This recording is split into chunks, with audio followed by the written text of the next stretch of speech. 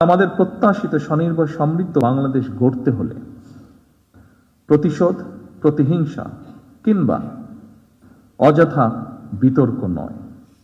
শহীদ রাষ্ট্রপতি জিয়াউর রহমান বলতেন, জাতীয় ঐক্য আমাদের শক্তি, বিভাজন আমাদের দুর্বলতা। সেই কথা স্মরণ করেই বলতে চাই, আমাদের পথ মত ভিন্ন হতে পারে, আমাদের মধ্যে বিভিন্ন ইস্যুতে বিতর্ক বিরোধ থাকতে পারে, তবে আমাদের মধ্যেকার বিতর্ক বিরোধ যেন শত্রুতায় রূপ না নেয়। দেশের স্বার্থে অবশ্যই সে ব্যাপারে আমাদের সবাইকে অত্যন্ত সতর্ক থাকা জরুরি। আমরা দলীয় ইশতেহারে এবং স্বাক্ষরিত জুলাই সনদের প্রতিটি দফা, প্রতিটি অঙ্গীকার অক্ষরে অক্ষরে পালন করব ইনশাআল্লাহ।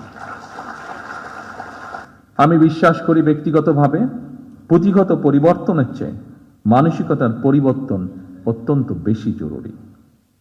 বিএনপি সরকার যতবার রাষ্ট্র পরিচালনার সুযোগ পেয়েছে, বারবার চেষ্টা করেছে এর প্রমাণ দিতে।